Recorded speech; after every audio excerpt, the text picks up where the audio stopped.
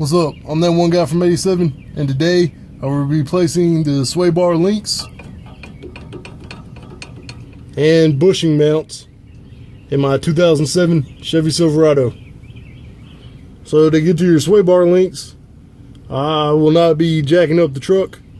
I can get to it with the truck on the ground, but you do want to be safe, so I do have it on park on a flat surface, and I also have my emergency brake engaged, which is just an extra precaution because you are working right next to the tire. But I went in from behind the driver's side tire for the driver's side link, and it's basically right behind it. And by looking at it, you can tell it probably should have been replaced a long time ago. It's missing both its inner bushings, and the top bushing up here is basically corroded. The mount bushings also look a little worn, so I bought replacements for them also, and I'm going to go ahead and replace them too.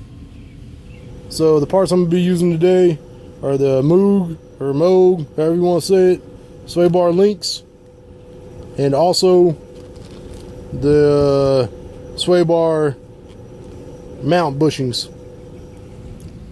Another important thing to remember before starting this project is you're going to be right underneath the exhaust or next to it if you're crawling underneath the truck like I am. So you definitely want to let your vehicle cool off before starting this project. Alright, so I'm going to start by replacing the bushing mounts first. I'm not sure if there's an order in the way you're supposed to do it, but this is how I'm going to do it. And I'm also going to do it one at a time, so that way my sway bar doesn't come off center, hopefully. And we'll see how that works. So I got a 10mm socket, and go ahead and start taking it off.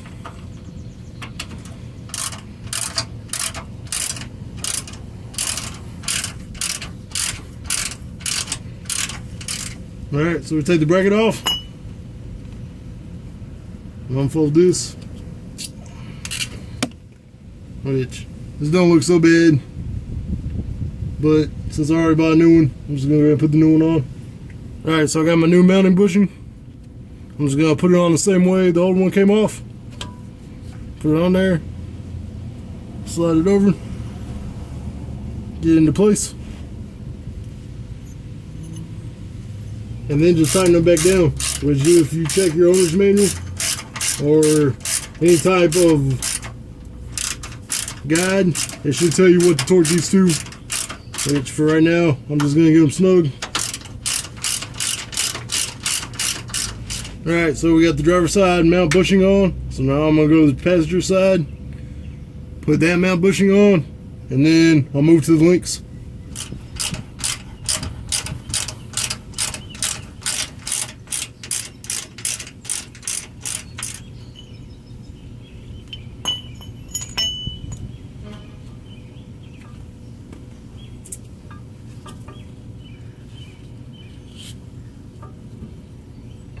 Which, another thing I'm doing, which I don't know if this is important or not, but kind of going back and forth between the bolts.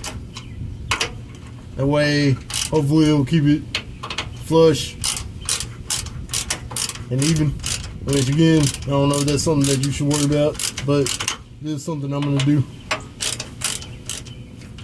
Alright, now it's time to replace the links. Alright, so to get the link off, I'm going to start off with the driver's side. The old link is going to take a 16mm, and then I also check the new part. It's going to take a 16mm also, and hopefully it'll come off.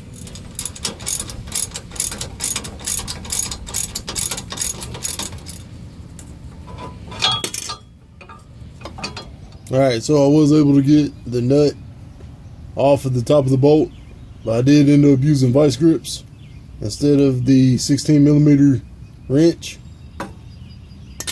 And now it seems that the plastic piece here has fused with the bolt, which I've already taken most of the other bushings off. Tried to cut this off, it's just not wanting to come. So I'm probably going to take a Dremel, cut the bottom of the bolt right here, and then that way I can push this out, slide it down, and get the bolt out to install the new link. And then also, if you have an air ratchet, it's probably going to save you a huge amount of work. Because if you do land on the ground like I did with the socket wrench, it takes a while, and it's also very uncomfortable because there's not a lot of room down here. Alright, so using the Dremel, I was able to cut enough of the bottom of the bolt off to lift it up and slide it out. Alright, so now we're to the passenger side. And you can see on this one the sleeve is moving up and down, so hopefully once I get the nut off, this whole thing should just slide right out and I shouldn't have to cut anything off on this one. So again, I'm going to use a 16mm socket, and then I'll probably just go ahead and use the vice grips again on the top and take this one off. Alright, so yeah, this one's coming off a whole lot smoother. Just to show you real quick how I'm doing it before I take it completely apart, is I got the vice grips connected to the top nut, and I got the vice grips being held firmly against the sway bar itself, so that way I don't really have to have my hand up there, and I can just use the ratchet to unscrew the bolt. Another thing that I forgot to mention that's going to save you a lot of trouble is whatever side you're working on, make sure you turn the tire to the inside. So if you're on the driver's side, you want the tires going to the right, and if you're on the passenger side, you want the tires going towards the left. And again, that's if you're working from the ground, going in from behind the tire. Alright, so yeah, this one was a whole lot easier. Once I got the top nut off, I was able to pull the bolt straight out, and everything else just came with it. So now it's time to install the new links. Alright, so here are the two old links. This is the one that didn't give me any problems, came straight out. And then here's the other bolt that I ended up having to cut. And you can see the plastic somehow fused to the bolt, which I'm sure if I messed with it long enough I probably could have cut all the plastic off, but it was just a whole lot easier cutting the bolt at the bottom and then pushing it up and sliding it out. Alright, so when putting your new link on, I'm going to put it on the same way it should have came off. So you have your bolt, and then put a washer on one of your bushings. That will go up through the middle piece. And you put another bushing on, another washer, your spacer, another washer,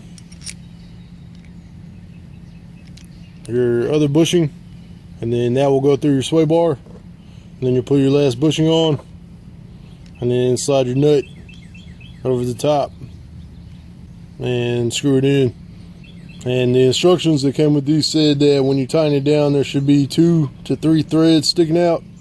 So I'm probably going to put them both on loose and then tighten them down after I have both nuts on there, and then just make sure that the thread count is the same for both of them.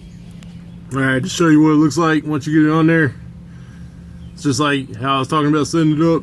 You'll have the bolt, a washer, and your bottom bushing, and you'll stick it through the metal piece right there. Put your other bushing and washer on, and then you'll put the spacer, your next washer and bushing, then you'll go through the sway bar and you'll put your top bushing on, and then from there you can put your top nut on, which was really simple. And then by having them both off, I was able to move the sway arm up and down to make room to get the second bushing in, which made it really easy. So right now I still have it on there loose. I'm gonna go put the other one on, and then I'll tighten them down.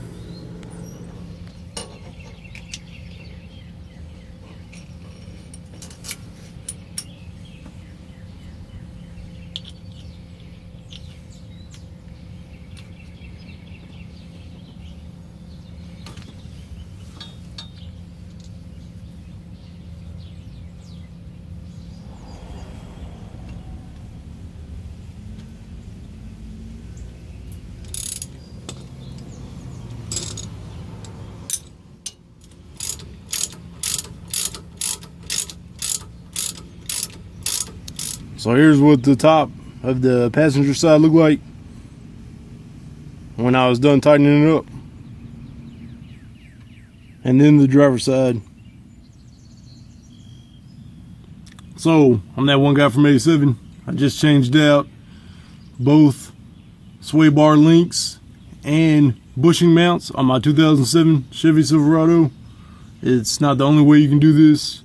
It's definitely probably not the easiest way you can do this, but it was a learning process for me. And I hope this video helped you out. Thanks for watching.